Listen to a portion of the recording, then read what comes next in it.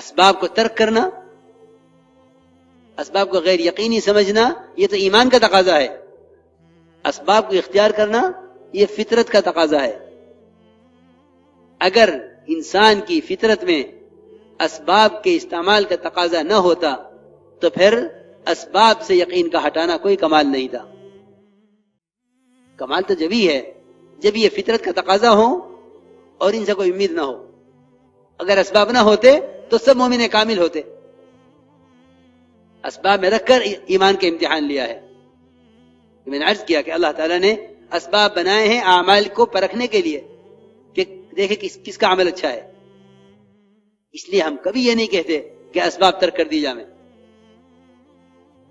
اسباب کا ترک کرنا مقصود نہیں ہے. اسباب کے اندر اللہ کے احکامات کو داخل کرنا مقصود ہے کہ اللہ تعالیٰ کے احکامات اسباب میں داخل کیے جائیں. خیر ذرائع اسباب نہیں ہیں بلکہ ذرائع اعمال ہیں. ذرائع اسباب نہیں ہیں، ذرائع اعمال ہیں. اسباب ترک کرنے کو نہیں کہا جاتا. کسی نبی نے کسی صحابی نے اسباب ترک نہیں کیے ہیں، اسباب اختیار کیے. لیکن ان اسباب کو یقینی سمجھا اور نہ کبھی اپنی کامیابی کو اسباب کی طرف منسوخ کیا. علی رضی اللہ عنہ کا مشہور واقعہ ہے. گھر سے 6 درہم منگائے صدقہ کرنے کے لیے. گھر والوں نے کہا کہ یہ درہم آٹے کے لیے رکھے ہوئے ہیں. فرمایا نہیں لے آؤ. وہ 6 درہم منگائے اور سائل کو صدقہ کیے.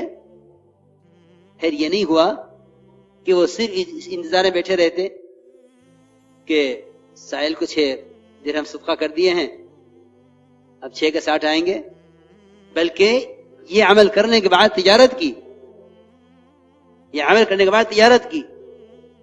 ایک اونٹ والے سے اونٹ خریدا. پوچھا اونٹ کتنے کا ہے؟ اس نے کہا کہ یہ اونٹ 140 درہم کا ہے.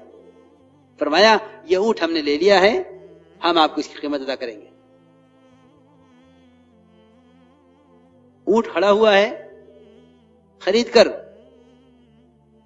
اللہ رب العزت خریدار لے کر آئے اس اونٹ کا کہ اونٹ بیچو گے؟ کہ ہاں بیچیں گے. کتنے میں؟ کہ 200 درہم میں.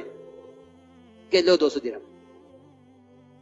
140 اونٹ والے کو دیے، 60 درہم گھر بھیجے اور گھر میں آ کر یہ فرمایا، یہ نہیں فرمایا کہ یہ میں نے اس طرح خریدے اس طرح بیچا، بلکہ گھر والوں سے آگے صرف اتنا کہا ھذا ما وعدنا اللہ علی لسان نبیہ صلی اللہ علیہ وسلم، کہ یہ وہ وعدہ ہے جو اللہ نے ہم سے کیا تھا اپنے نبی کی زبان پر. میں عرض کر رہا تھا کہ اسباب کا ترک کرنا یہ تو حماقت ہے. یہ بالکل مقصود نہیں ہے. کیونکہ بات چلی ہوئی ہے کہ ملازمت چھوڑ دو، اسباب چھوڑ دو. بالکل اس کا چھوڑانا مقصود نہیں ہے. حضرت فرماتے تھے مولانا صاحب رحمۃ اللہ علیہ کہ بیوی بچوں کے اشتغال کو ختم کرنا اور کمائی کے نقشوں کو ختم کرنا یہ مقصود نہیں ہے. مجاہدے سے یہ مقصود نہیں ہے. مجاہدہ اس کو نہیں کہتے. مجاہدہ کہتے ہیں بیوی بچوں کے اشتغال کے وقت کو کم سے کم کرنا.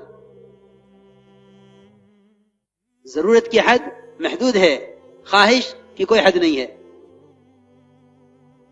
ہمیں امت کو خواہشات سے نکال کر حکم پر لانا ہے. اس لیے اسباب ترک نہیں کرائے جاتے. اور یہ بات بھی نہیں ہے کہ کوئی مجھے مال دے دے تاکہ میں دین کی محنت کر لوں. عمر رضی اللہ تعالیٰ کے پاس ایک آدمی آئے اور آ کے عرض کیا امیر المومنین میں اللہ کے راستے میں نکلنا چاہتا ہوں، مجھے مال عطا فرمائیے. عمر رضی اللہ تعالیٰ نے فرمایا کہ بلاؤ فلاں زمیندار کو، اور اس شخص کو اس کے حوالے کیا اور فرمایا لے جاؤ اسے اپنی زمین پر، اس سے کام کراؤ. وہ لے گیا اور ایک عرصہ اس نے اپنی زمین پر رکھ کر اس سے مزدوری کروائی اور پھر اس کو لے کر آیا. ایک عرصے کے بعد مومنین یہ آپ کا مزدور ہے، یہ اس کی مزدوری ہے. حضرت عمر نے اس کی پیسے کی جو تھیلی تھی اس کے ہاتھ میں دی. فرمایا کہ اب تجھے اختیار ہے کہ اللہ کے راستے میں خرچ کر، اپنے گھر والوں پر خرچ کر. اس لیے میرے بزرگ دوستو عزیزو، میں عرض کر رہا تھا کہ اسباب کا ترک کرنا مقصود نہیں ہے، بلکہ 2 چیزیں مقصود ہیں: اسباب کو حکم پر چھوڑنا اور اسباب کے اندر اللہ کے احکامات کو داخل کرنا، اسباب میں اللہ کے احکامات کو داخل کرنا۔ اللہ تعالیٰ نے اسباب محض امتحان کے لیے بنائے ہیں کہ ہمیں دیکھنا چاہتے ہیں کہ یہ حکم پر سبب کو چھوڑتے ہیں یا نہیں چھوڑتے، یہ حکم پر اسباب کو چھوڑتے ہیں یا نہیں چھوڑتے۔ اس لیے میرے بزرگ دوستو عزیزو، اعمال کی طرف بلاؤ اس یقین کے ساتھ کہ اللہ کی قدرت وعدوں کے ساتھ ہے اور وعدے حکموں کے ساتھ ہے، اسباب کے ساتھ قدرت بھی نہیں ہے، وعدہ بھی نہیں ہے۔